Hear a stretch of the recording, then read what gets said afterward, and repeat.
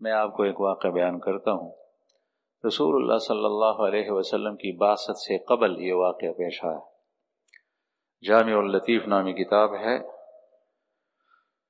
میں اس کو دیکھ رہا تھا۔ یمن کا بادشاہ تھا۔ بعض بادشاہ ایسے گزرے ہیں جنہوں نے پوری آباد دنیا پر حکومتیں کی ہیں۔ آج کل تو پوری دنیا حکومتوں میں بٹ گئی ہے۔ ایسا بھی زمانہ گزرا ہے کہ پوری دنیا پر حکومت کی ہے۔ حضرت سلیمان علیہ السلام نے حکومت کی ہے۔ بلقیس ایک عورت حکومت کر رہی تھی یمن کی طرف۔ سلیمان علیہ السلام کو پتہ چلا اللہ کے پیغمبر تھے، اللہ کا پیغمبر اللہ کے حکم کے موافق سب کچھ کرتا ہے۔ اس کو خط بھیجا کہ یا تو تسلیم ہو کر یہاں پر آ جاؤ ورنہ میں لشکر بھیجتا ہوں۔ وہ کفر و شرک کے مبتلا تھی، اللہ کی زمین پر فتنہ پھیلا رہی تھی وہ اور اس کی قوم۔ قرآن کریم میں جگہ جگہ اللہ جل شانہ نے کفر و شرک کو فتنہ قرار دیا، اور اللہ پاک اس زمین کو شرک جیسی گندگی سے گندہ کرنا نہیں چاہتا۔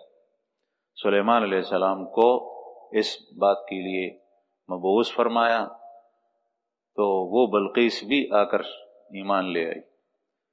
سلیمان علیہ السلام کی حکومت بھی پوری آباد دنیا پر تھی۔ بعض کافروں کی بھی تھی، جس طرح یمن کے اندر ایک بادشاہ تھا طب حمیری۔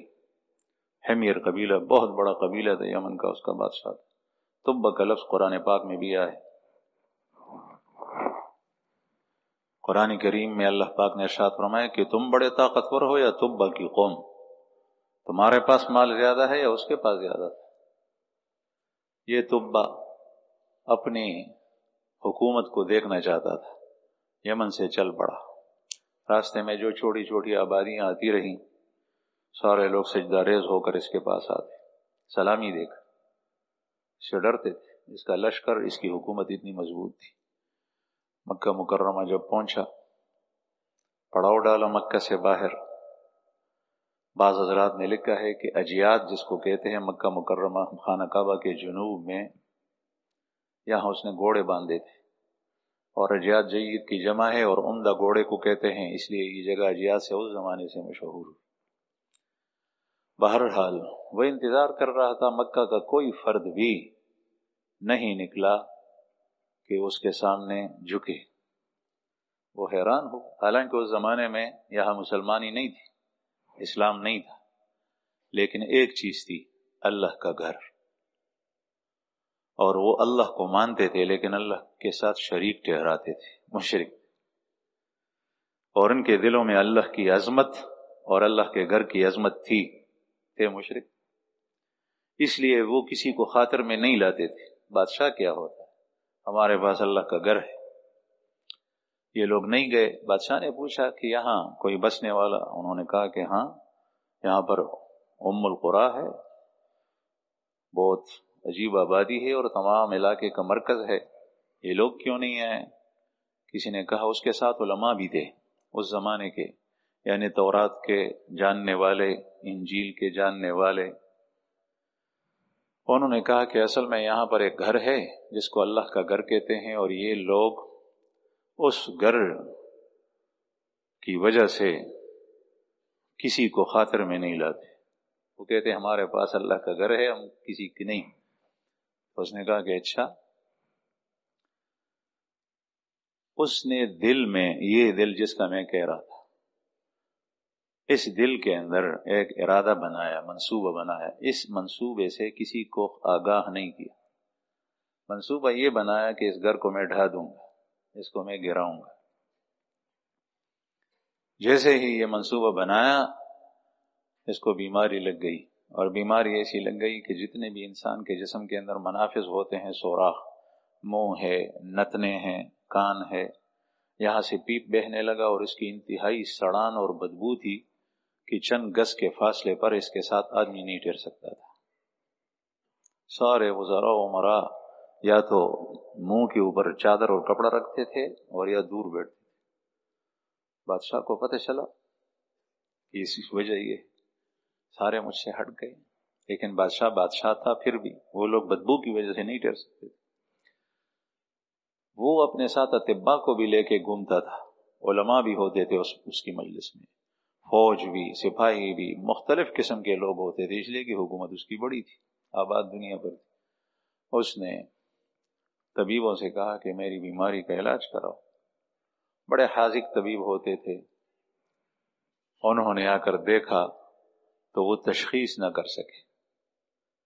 میں اپنے ساتھیوں سے کبھی کبھی کہتا ہوں کہ آج کل ڈاکٹروں کے پاس، طبیبوں کے پاس لوگ جاتے ہیں، میرے پاس خود ڈاکٹر آئے، ہاتھوں کے سلسلے میں ہاتھ بہت درد کرتے ہیں، تقریباً 6 مہینے ہونے کو ہے، کوئی نہیں سمجھا۔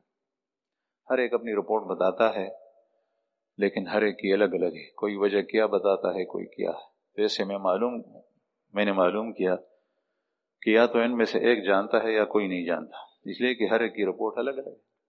تشخیص نہ ہو تو علاج بھی نہیں ہو سکتا، اور علاج اور تشخیص غلط ہو جائے تو دنیا بھر کی دوائیاں مریض کو کھلائی جائے، مریض ٹھیک نہیں ہوتا۔ ہاں اللہ چاہے تو وہ الگ بات ہے۔ بہرحال انہوں نے کہا، صاف تھے وہ لوگ، انہوں نے کہا کہ بادشاہ سلامت، ہمیں اس کا پتہ ہی نہیں کہ بیماری کون سی۔ تو یہ حیران تھا، پریشان تھا، کیا کروں؟ ناک بھی بہہ رہا ہے، آنکھوں سے آنسو بہ رہے ہیں، کان بھی بہہ رہے ہیں، منہ بھی بہہ رہا ہے، اور سڑان اور بدبو بہت زیادہ سخت ہے۔ آخر میں جو اس کے پاس اہل علم تھے تورات کے، ان میں سے کوئی قریب گیا، اس نے کہا بادشاہ اگر اجازت ہو اور آپ مجھے معاف کریں، مجھے سزا نہ دیں، مجھے قتل نہ کرے، تو میں آپ کو ایک بات کہتا ہوں۔ اس نے کہا آپ کی بیماری کے متعلق؟ اس نے کہا بالکل بتائیے، آپ کو امن ہے۔ اس نے کہا کہ یہ جو گھر ہے اس کے بارے میں تو کوئی غلط ارادہ آپ نے نہیں کیا؟ اس نے کہا کیا ہے۔ کیا ارادہ کیا ہے؟ بادشاہ نے کہا کہ یہ لوگ چونکہ میرے پاس نہیں آئے، سارے لوگ جھک کے آتے ہیں، یہ لوگ نہیں آئے میرے پاس، میں نے ارادہ کیا کہ ان لوگوں کو اپنے گھر پر بڑا فخر ہے، میں اس گھر کو ڈھا دوں گا۔ اس نے کہا کہ یہ ارادہ آپ اس کو ختم کریں، یہ ارادہ نکال لیں۔ دل میں ارادہ لانا اور نہ لانا یہ دل کی خرابی ہے، بس برے ارادے، برے جذبات، برے احساسات، حسد، کینہ، بغض، اللہ کے بارے میں، اللہ کے پیغمبر کے بارے میں، اللہ کے شاعر اللہ گھر کے بارے میں، قرآن کریم کے بارے میں، والعیاذ باللہ رسول اللہ صلی اللہ علیہ وسلم کے بارے میں، بعض جذبات ایسے ہوتے ہیں کہ انسان کو کفر و شرک سے بھی آگے لے جاتے ہیں، بدترین کافر ہوتا ہے۔ دل ایسی چیز ہے، مرکز ہے، اس پر اولیاء اللہ محنت کرتے ہیں۔ تو اس نے کہا کہ یہ جو ارادہ ہے آپ کا، اس کو ختم کرو۔ اس نے کہا میں نے ختم کیا۔ اس نے کہا، اس عالم نے کہ بس اب ٹھیک ہو جاؤ گے۔ کچھ لمحے بعد آہستہ آہستہ پانی بند ہونا شروع ہوا اور وہ بیماری ختم ہو گئی، بادشاہ ٹھیک ٹھاک ہو گیا، دل ٹھیک ہوا۔ اب یہ اپنے نفس سے یہ نقصان یہ دل پہنچا رہا تھا، اور دل خبیث اور گندا ہو گیا تھا، اور پھر یہ سبب بنتا ہے، نقصان اللہ کی طرف سے آتا ہے، لیکن یہ اللہ کی ناراضگی کا سبب ہوتا ہے۔ اس کے بعد اس کے دل میں عقیدت پیدا ہو گئی، محبت پیدا ہو گئی، اور کتابوں نے لکھا ہے کہ پہلا وہ شخص جس نے خانہ کعبے پر غلاف چھڑایا ہے وہ یہی تو بحمیری۔ اس سے پہلے خانہ کعبہ کی دیواریں یوں ہوتی تھی، اس نے ارادہ کیا بہت عمدہ قسم کا کپڑا اس نے اس کے اوپر بچھایا، پہلے نمبر۔ دوسرے اقوال بھی ہے لیکن یہ قول راجح۔ پھر اس کے بعد یہ وہاں سے آگے چلا، سفر جاری کیا، مدینہ منورہ پہنچا۔ مدینہ منورہ جب پہنچا تو وہاں بعض اہل علم جو تھے اس کے، انہوں نے اسے کہا کہ بادشاہ اگر آپ کی اجازت ہو تو ہمیں یہاں رہنے دیجئے۔ اس نے کہا کیوں؟ کہنے لگے وہ جو گھر آپ نے دیکھا ہے، ایک پیغمبر آئے گا اور وہ وہاں پر وہ اس کی مولد ہوگی، پیدا ہوگا، مبعوث ہوگا، پھر اس کی ہجرت کسی شہر کی طرف ہوگی۔ اس شہر کی تعین تو نہیں ہے، لیکن چند شہر ایسے ہیں جس میں ایک ہمیں یہ لگتا ہے وہ ساری نشانیاں جو ہماری کتابوں میں اس مہاجر اور ہجرت والی جگہ کی ہیں وہ ساری کی ساری اس میں پائی جاتی ہیں۔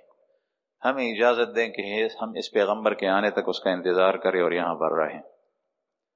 تو اس کے بعد اس نے کہا کہ ٹھیک ہے، اجازت ہے۔ اس کی عقیدت پیدا ہو گئی تھی، اس نے اس اہل علم علماء کے لیے گھر بنائے۔ بعض حضرات کہتے ہیں کہ مدینہ منورہ میں یہودیوں کی اولاد نسل جو چلی وہ ان لوگوں سے چلی، اس نے گھر بھی بنائے اس علماء کے لیے، پیسہ اس کے پاس بہت زیادہ تھا، سونا تھا، چاندی تھا، اور ایک گھر ایسا بنایا کہ جس میں اس نے کہا کہ اس میں وہ پیغمبر رہے گا، اور کتابوں نے لکھا ہے کہ وہ ابو ایوب انصاری رضی اللہ عنہ کا گھر تھا جس میں وہ رہتے تھے، اور اللہ کے رسول جب مدینہ منورہ ہجرت کر کے پہنچ گئے تو سب سے پہلے مہمان نوازی تو قباء میں ہوئی، پھر اس کے بعد رہائش عارضی طور پہ جو اختیار کی گھر بننے تک وہ اسی گھر میں تھی، ابو ایوب انصاری کے گھر میں، جس کی واقعات سارے علماء کرام جانتے ہیں، تاریخ اور کی کتابوں کے اندر ہے، سیرت کی کتابوں کے اندر ہے۔ ساتھ اس نے ایک پرچی بھی لکھی، اس اور پرچی کے اندر یہ لکھا کہ میرا سلام کہی گیا ان کو، اور اس میں لکھا تھا کہ اگر میں آپ کا زمانہ پالوں تو میں آپ کے پاس آؤں گا، آپ کی قدموں میں بیٹھوں گا، ورنہ میرا اسلام یہاں سے قبول کیجیے۔ نبی کریم صلی اللہ علیہ وسلم کو لکھا، اور پھر وہ خط اس گھر میں جو عالم رکھا اس نے اس کو دیا، اور وصیت کی کہ جب تم مرنے کے قریب ہو تو وصیت کر کے اپنے وارثوں کو یہ پرچی دیا کرو، وہ اپنے وارثوں کو وصیت کرے، یہاں تک کہ رسول اللہ صلی اللہ علیہ وسلم تک یہ پہنچ جائے۔ وہ پرچی پھر آپ صلی اللہ علیہ وسلم کو پہنچی۔ جیسے ہی وہ شخص پرچی لے کے آ رہا تھا تو آپ صلی اللہ علیہ وسلم نے اس شخص سے ارشاد فرمایا کہ ہاں ہمارے بھائی طب حمیری کی طرف سے خط لے کر آئے ہو، وہ تو اللہ کے پیغمبر تھے۔ تو اس نے کہا کہ ہاں یا رسول اللہ، پھر وہ پرچی دکھائی۔